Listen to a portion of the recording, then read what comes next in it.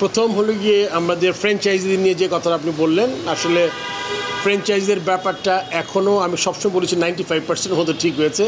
আপনি জানেন যে আমরা খুব ডিফিকাল্ট টাইমের মধ্যে দিয়ে গেছি লাস্ট 2 মাস, এখনও ওইখান থেকে আমরা খুব একটা বেশি বেরোতে পারিনি। সো সেই জন্য এই চ্যালেঞ্জটা এখনও আছে। আমি বলবো না যে সব ঠিক হয়ে গেছে, এখনও কিছু পেমেন্ট বাকি আছে যেটা আমরা টাইম এগেন এক্সটেনশন করেছি।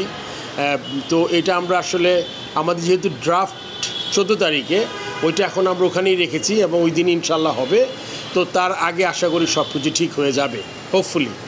আর যেসব ছোটোখাটো খুঁটিনাটি যেই ব্যাপারগুলো আমরা আলোচনা করেছি, আমাদের আপনি জানেন একটা ইউনিক অবস্থা এখন। আমাদের রিটেনশনের ব্যাপারটা ভালো মতো কার্যকর হতো যদি আপনার 7টা টিমই থাকতো, বাট যেহেতু 7টা টিম নাই, 4টা টিম আছে আর 3টা টিম নতুন এসছে। সেক্ষেত্রে হয় কি আপনার মানে যারা আছে তাদের এবং যারা আসবে তাদের ব্যালেন্স করার জন্য হলেও আপনার কিছু অ্যাডজাস্টমেন্টের দরকার হয়।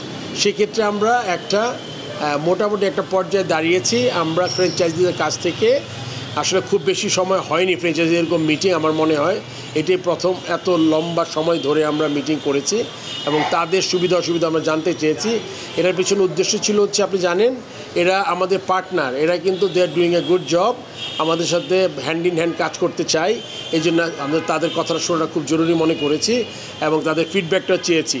প্রত্যেকটা টিমের আলাদা আলাদা ফিডব্যাক নিয়েছি। এই ফিডব্যাক নিয়ে যেহেতু আমরা বোর্ড হিসাবে উই মেক দ্য পলিসি, আমাদের বোর্ডের জন্য যেটা বেস্ট হবে, সবার জন্য খুব কাছাকাছি যেটা হবে সেটাই আমরা করব। সেক্ষেত্রে আপনার ওই ব্যাপারে ডিসিশন আপনারা খুব শীঘ্রই জেনে যাবেন। ড্রাফট পেপার অলমোস্ট তৈরি করে ফেলেছি, বাট যতক্ষণ পর্যন্ত আমাদের পেমেন্টটা 100% ইনশিওর না হচ্ছে, ওগুলো আসলে আমরা প্রকাশ করতে পারছি না। সো সেক্ষেত্রে আপনার আর 2-3 দিন অপেক্ষা করতে হবে।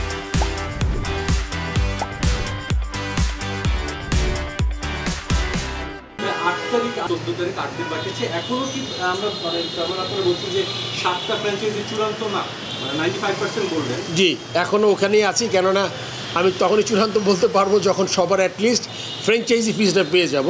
আমরা ম্যাক্সিমাম পেয়ে গেছি, সামান্য একটু বাকি আছে। এটা একটা ডেডলাইন দিয়েছি, এই ডেডলাইনের মধ্যে মানে তাদের পূরণ করতে হবে আর কি। আমি এখন আশা করছি তারা করে ফেলবেন। তারপর যদি না করতে পারেন সেটা তো পরের ব্যাপার, এটা পরের সময় বলতে পারবে। বাট এই মুহূর্তে আমি আশাবাদী যে তাদের যেই 1-2টা ফ্র্যাঞ্চাইজি কিছু পেমেন্ট বাকি আছে, ওই পেমেন্টটা তারা করে ফেলবেন এর মধ্যে। রাজশাহী টিমটা যারা নিয়েছিলেন, যতদূর আমরা জানতে পেরেছি, তারা হয়তো অন্য কাউকে হ্যান্ড ওভার করতে যাচ্ছেন টিমটা। Is it true? এই ব্যাপারে আমার কোনো ইনফরমেশন নাই। আসলে আমাদের, আপনি জানেন, প্লেয়ার ড্রাফটটা তৈরি করতে হবে। সো এটা 10 তারিখের মধ্যে আমাদের সব কিছু হয়ে যেতে হবে, তা নাহলে আমাদের আসলে ওই ড্রাফট করাই ডিফিকাল্ট হয়ে যাবে। ইন কেসেরটা এই মুহূর্তে আমি বলতে পারছি না। ইন কেসের সব বুঝে যাবে। জি না, ওটা কোনো সম্ভাবনা নাই। প্লেয়ার রিটেনশন এবং ডিরেক্ট সাইনিং এর ক্ষেত্রে কি ধরনের পলিসি আপনারা নিয়েছেন? ওইটা এখনো তো বলতে পারছি না। ওদের আমরা ফিডব্যাক নিয়েছি, এটা আমরা দিব, যখন আমরা ওইটা পাবলিশ করবো তখন জানতে পারবেন আপনি। একটা দল বলছে যে তারা চান, রংপুর বলছে যে যদি সবাইকে একটা করে ডিরেক্ট সাইনিং দেওয়া হয়, এই জিনিসটা আসলে এখন রংপুর কি চাচ্ছে এগুলো সব আমরা নোট করেছি।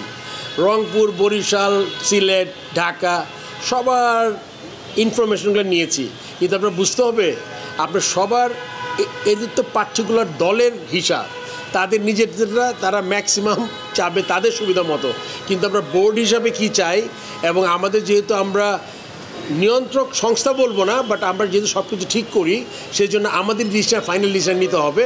এবং এটা আমাদের সাথে ফ্র্যাঞ্চাইজির খুব বেশি পার্থক্য থাকবে না। লাস্ট কোয়েশ্চেন, তুমি সব কথা আর কেউ বলবে না নাকি তুমি মুখপাত্র ওদের? আচ্ছা, কেউ বলছে না? তুমি নারী ওয়ার্ল্ড কাপ চলছে, বাংলাদেশ দল প্রথম ম্যাচ জিতেছে, কিন্তু আমরা ওইভাবে কোনো গণমাধ্যম কর্মীও দেখতে পাচ্ছি না। কি কারণে? এখন পর্যন্ত ভাই কেউ যায়নি বাংলাদেশ থেকে, কারো ভিসা হয়নি, যেতে পারে না এখন পর্যন্ত কেউ যায়নি। এবং এই ফর দ্য ফার্স্ট টাইম কোনো ওয়ার্ল্ড কাপে বাংলাদেশের কোনো গণমাধ্যম এবং বোর্ড মেম্বাররাও গিয়েছেন সেখানে। যদি আচ্ছা, এটা দুইটা ব্যাপার। একটা হলো কি আপনার আমাদের মন্ত্রণালয়ে প্রায় 7জন, মানে 4জন, আর আমাদের অ্যাডভাইজার গিয়েছেন। ওখানে কিছু ফাইন্যান্সিয়াল দিক আছে, আপনি ঠিক বলেছেন। কিন্তু হয় কি, যেই ভিসার পলিসিটা হলে গিয়ে পার্টিকুলার দেশের, আর যেহেতু আমরা মনে করেন আমাদের দেশে হওয়ার কথা ছিল, আমরা যদি আগে থেকে অ্যাটলিস্ট 3-4 মাস আগে জানতাম যে আমাদের এই টুর্নামেন্টটা ইউইতে হবে, তাহলে কিন্তু আমাদের জন্য কাজ করা সহজ হতো। আমাদের প্রতিদিন আমরা পুশ করছি, আমি আপনাদের থেকে SMS পাই, ওইটার এগেনস্টে আমি সিওর সাথে কথা বলি, সিও প্রত্যেক দিন কথা বলে। আমি নিজে কথা বলেছি 2 বার, ওদের মোবাশ্বের আছেন একজন ডিরেক্টর, সোবান আছেন একজন সিইও নাকি ওখানে ইসিবি, তারা বলছে আজকে হয়ে যাবে। বাট এটা আমি বলছি না এটা আসলে এটা আমরা আশা করি নাই, বাট এইটাই হচ্ছে। আর যেহেতু এটা মনে করেন ওদের মানে কি বলবো, দেশের একটা পলিসি আছে, আপনি জানেন দুবাইয়ের ভিসা মানে বন্ধ।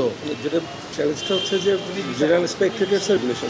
আচ্ছা, গভর্নমেন্ট যেটা বলছে আর কি, সিও যেটা বললো যে ওই মিডিয়ার জন্য যেটা আলাদা, আর ওইটা ওরকম গভর্নমেন্ট যারা অফিসিয়াল যায় তাদের জন্য ডিফারেন্ট দুটো পলিসি, এই জন্য দেরি হচ্ছে। কিন্তু তারপর হঠাৎ করে মানে বাংলাদেশ কি প্রথম ম্যাচে জিতেছে 10 বছর পর একটা জয়।